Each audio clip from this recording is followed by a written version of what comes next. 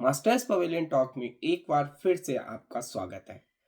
यह है episode number 3 और इस एपिसोड में मैं आपको बताऊंगा कि भारत ने किस तरीके से लीड्स में जो एक टेस्ट मैच जीता है वो कैसे जीता और उस टेस्ट मैच की कहानी बहुत ही इम्पोर्टेंट है। ऐसे इम्पोर्टेंट है कि साल 2003, साल 2002 भारत इंग्लैंड का दौरा करता है। उस समय भारतीय क्रिकेट टीम और भारतीय क्रिकेट बोर्ड फिक्सिंग के साए से गुजर रहा था। भारतीय क्रिकेट टीम के कप्तान भी फिक्सिंग में फंसे थे और भारतीय टीम के सबसे भरोसेमंद बल्लेबाज भी फिक्सिंग में फंस गए थे। अब ऐसा लग रहा था कि यंग कप्तान जो इंडिया को इंग्लैंड में कप्तानी करने ले जा रहा था, किसी को कोई उम्मीद नहीं थी। सारे जो एक्सपर्ट थे वो इंडिया को 4-0 से टेस्ट सीरीज हरा रहे थे। क्या होना था क्या नहीं होना था। भारत पहला टेस्ट मैच ड्रॉ खेलता है और दूसरा टेस्ट मैच लीड्स में खेलने जाता है। लीड्स के मैदान पर भारतीय क्रिकेट टीम के युवा कप्तान सौरभ गांगुली और उनके साथ वाइस कैप्टन राहुल द्रविड़ और फिर कुछ एक्सपीरियंस प्लेयर भी थे उस टीम में, जैसे सचिन तेंदुलकर। बाकी पूरी इनएक्सपीरियंस टीम थी, जैसे बीरेंद्र सहवाग, संजय वांगर, राहुल द्रविड़, बीबीएस लक्ष्मण, अजीत अगरकर और हरभजन सिंह। तो इन एक्सपीरियंस टीम के साथ और एक्सपीरियंस प्लेयर में एक स्पिनर अनिल कुंबले भी थे। जहीर खान एक और इनएक्सपीरियंस प्लेयर जिनका पहला इंग्लैंड का दौरा था। भारतीय कप्तान सौरभ गांगुली ने टॉस जीता और लीड्स के मैदान पर पहले बल्लेबाजी करने का फैसला किया और ये फैसला जब खराब साबित होता ही दिख रहा था कि पहला झटका भारत का 15 रन पर विस्फोटक बल्लेबाज वीरेंद्र सहवाग पवेलियन की राह देख गए। इसके बाद संजय वांगर के साथ राहुल द्रविड़ दीवार की तरह मैदान पर टिक गए और राहुल द्रविड़ ने ये भी नहीं देखा कि कैसे अंग्रेजों को उन्हीं के घर में नाच नचा रहे थे। संजय वांगर के 236 बॉलों पर 68 रनों की बदौलत 185 रन पर दूसरा झटका गिरता है। लेकिन इसके बाद मैदान पर आते हैं क्रिकेट के भगवान कहे जाने वाले मास्टर ब्लास्टर सचिन तेंदुलकर। सचिन तेंदुलकर और राहुल द्रविड़ ने एक बार फिर बेहतरीन साझेदारी करी, लगभग 160 रनों की, और भारत को तीसरा झटका राहुल द्रविड़ के रूप में 148 रन के निजी स्कोर पर 307 बॉलों में राहुल द्रविड़ भी आउट होकर पवेलियन चले जाते हैं। कहानी अब अंग्रेजों को कूटने की थी।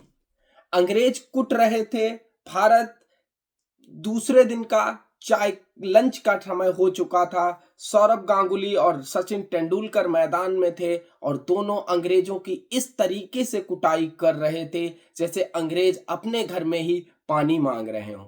बार बार गर्मी चरम पर थी क्योंकि अगस्त का महीना था। ठंडी हवाएं भी नहीं चल रही थी जिससे अंग्रेज सीम और स्विंग करके भारतीयों के विकेट उड़ा सके।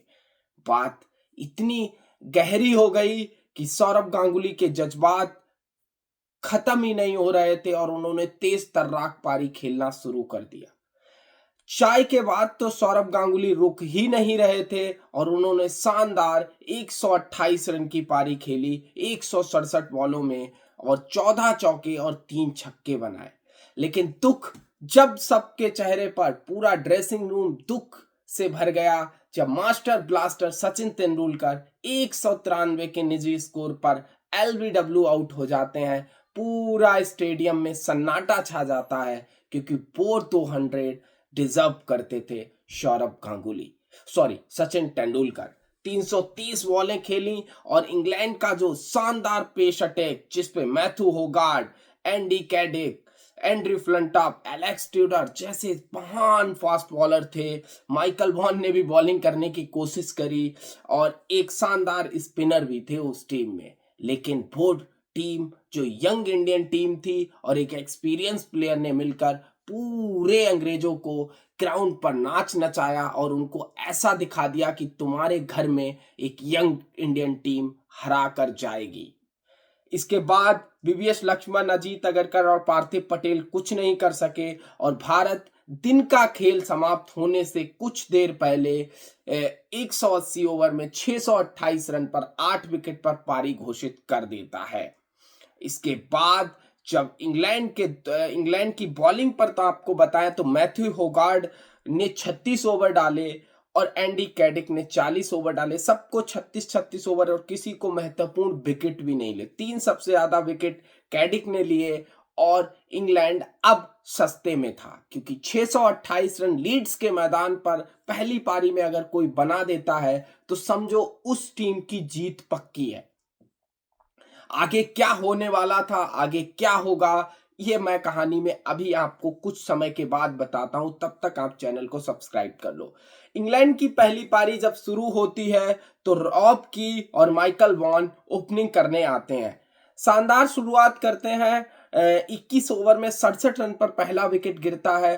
तो वहीं मार्क बचर और नासिर हुसैन जो कप्तान थे टीम के, वो टीम को भी एक अच्छी स्थिति में ले जाने की कोशिश करते हैं, लेकिन नियमित अंतराल पर विकेट गिरने के कारण इंग्लैंड का स्कोर एक समय 4 विकेट पर 140 रन हो गया और उनका 5वां विकेट भी जॉन क्रॉली के रूप में गिर गया और 5 विकेट पर 164 रन और इंग्लैंड पर पारी की हार का खतरा मंडराने लगा था।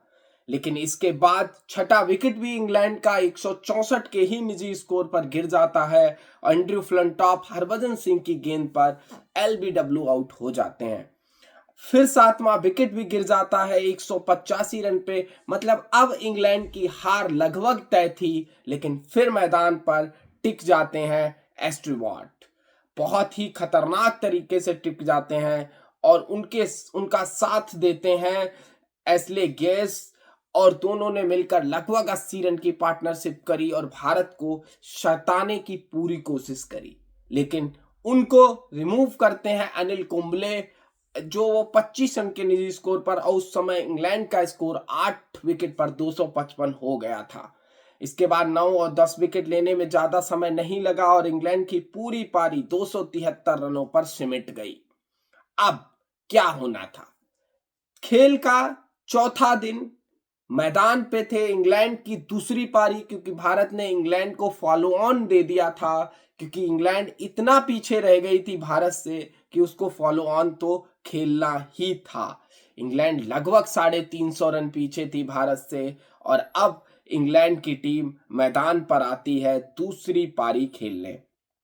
दूसरी पारी में इंग्लैंड के ओपनर फिर रॉब के और माइकल वॉन। शुरुआत काफी खराब रही। माइकल वॉन मात्र 15 रन बनाकर सस्ते में पवेलियन चले गए, लेकिन उनके बाद मैदान पर आए मार्क बचर और रॉब की ने एक शानदार पार्टनरशिप करी, लेकिन इंग्लैंड को फिर सस्ते में 3 विकेट गिर गए 116 रन के निजी स्कोर पर।